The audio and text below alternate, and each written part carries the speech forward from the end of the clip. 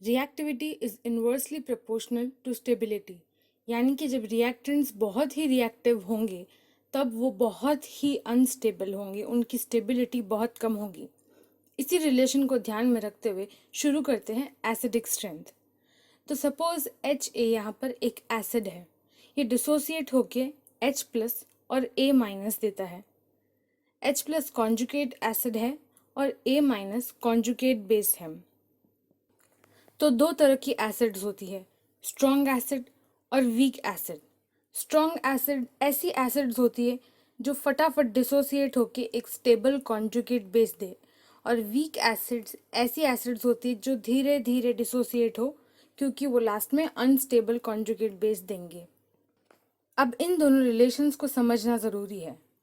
कोई भी रिएक्शन सिर्फ और सिर्फ इसीलिए होती है ताकि जब वो रिएक्ट करके प्रोडक्ट दे लास्ट में, तो वो प्रोडक्ट एक स्टेबल प्रोडक्ट हो, यानी कि वो प्रोडक्ट ज़्यादा रिएक्टिव नहीं हो। तो ऐसी रिएक्शंस जिसमें एक स्टेबल प्रोडक्ट मिल रहा हो, वो रिएक्शंस फटाफट हो जाती है, उनके रिएक्टेंट्स बहुत ही रिएक्टिव होते हैं और प्रोडक्ट्स बहुत ही अनरिएक्टिव होते हैं। लेकिन अगर कोई एक ऐसी रिएक्शन है जहाँ पर रिएक्टेंट्स आपस में रिएक्ट करके एक अनस्टेबल प्रोडक्ट दे रहे हो, तो ऐसी रिएक्शन शुरू होने की भी इच्छा नहीं रखती है, क्योंकि रिएक्टेंट्स देखते हैं रिएक्ट करने का क्या मतलब जब आगे जाकर एक अनस्टेबल प्रोडक्ट ही मिलना है। तो ऐसे रिएक्शंस बहुत ही वीक होती है। इसी लॉजिक को एसिड्स पे लगाया जा सकता है। जब कोई एसिड स्ट्रॉन्ग एसिड हो तो वो एक स्टेबल कॉन्जुगेट बेस देती है, लेकिन अगर कोई एसिड एक वीक एसिड हो तो वो अनस्टेबल कॉन्जुगेट बेस देती है।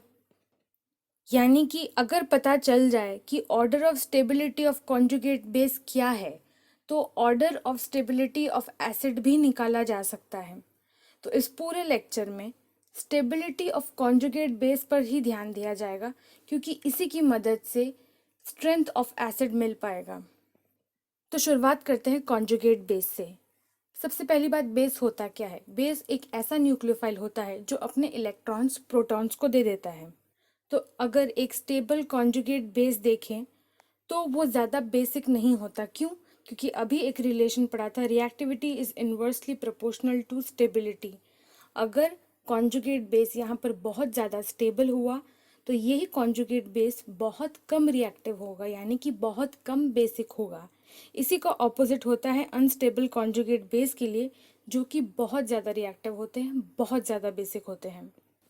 तो अब इसे एक एग्जाम्पल से समझते हैं। यहाँ पर ये तीन मॉलिक्यूल्स दिए हुए हैं, तीनों एसिडिक मॉलिक्यूल्स हैं।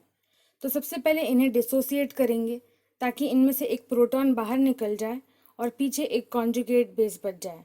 तो ये हुआ कॉन्जुगेट एसिड और ये हुआ कॉन्जुगेट बेस। अब हमें सिर्फ और सिर्फ कॉन्जुगेट बेस पर ध्यान देना है और किसी पर नहीं। अगर इन तीनों को कंपेयर करें तो पता चलेगा CH3 देता है प्लस आई इफेक्ट और फ्लोरीन और क्लोरीन देते हैं माइनस आई इफेक्ट। फ्लोरीन का माइनस आई इफेक्ट क्लोरीन से ज़्यादा होता है। अब पिछले वीडियो में 6 factors for stabilising negative charge पढ़े थे, उन 6 में से एक होता है माइनस आई इफेक्ट।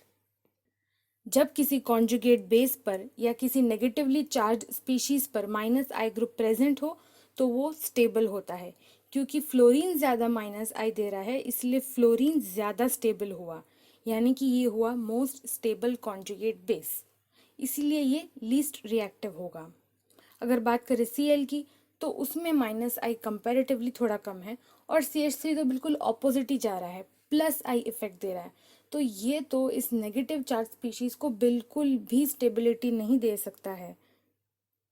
तो ये हुआ मोस्ट अनस्टेबल कॉन्जुगेट बेस, यानी कि यहाँ पर ये कॉन्जुगेट बेस हुआ मोस्ट रिएक्टिव। और अभी हमने पढ़ा था कि स्टेबल कॉन्जुगेट बेस जिसके पास होता है उसके एसिड्स स्ट्रॉन्ग एसिड होते हैं। तो यहाँ पर ये हुआ स्ट्रॉन्ग एसिड और ये हुआ वीकेस्ट एसिड। तो इससे एक चीज़ क्लियर होती है, acidic strength is directly proportional to stability of conjugate base, which is directly proportional to minus I effect and inversely proportional to plus I effect। अब इस एग्जाम्पल को देखें। इसमें दो एसिडिक मॉलिक्यूल्स दिए गए हैं, इन्हें डिसोसिएट करते हैं तो ये इनका कॉन्जुगेट बेस मिलता है। अब इनके कॉन्जुगेट बेस की स्टेबिलिटी देखें तो 6 फैक्टर्स में से एक फैक्टर होता है down the group stability of negative charge increases. तो पीरियोडिक टेबल में ऑक्सीजन के बाद उसके नीचे सल्फर आता है, तो ये एटम हुआ मोस्ट स्टेबल। ऐसे ही इस दूसरे एग्जाम्पल को देखें, इनमें ये 4 मॉलिक्यूल्स दिए गए हैं, ये चारों एसिडिक हैं। अगर इनमें से प्रोटॉन निकाला जाए तो मिलता है इनका कॉन्जुगेट बेस, और 6 फैक्टर्स में से एक फैक्टर होता है negative charge on more electronegative atom increases stability of negative charge. तो क्योंकि यहाँ पर कार्बन, नाइट्रोजन, ऑक्सीजन और फ्लोरीन में से सबसे ज़्यादा इलेक्ट्रोनेगेटिव फ्लोरीन है, इसीलिए इसका कॉन्जुगेट बेस सबसे ज़्यादा स्टेबल होगा, उससे कम ऑक्सीजन, फिर नाइट्रोजन और लास्ट में कार्बन का। नेक्स्ट इन तीनों मॉलिक्यूल्स को देखें, तीनों एसिडिक हैं। अगर इनमें से एक एक प्रोटॉन निकाला जाए तो इनका मिलेगा ये कॉन्जुगेट बेस। अब हम ये जानते हैं 6 फैक्टर्स में से एक होता है high S character increases stability of negative charge. तो सबसे ज़्यादा एस कैरेक्टर इसमें होगा, उससे कम इसमें और सबसे कम इसमें। तो सबसे स्टेबल ये होगा, उससे कम ये और सबसे कम ये।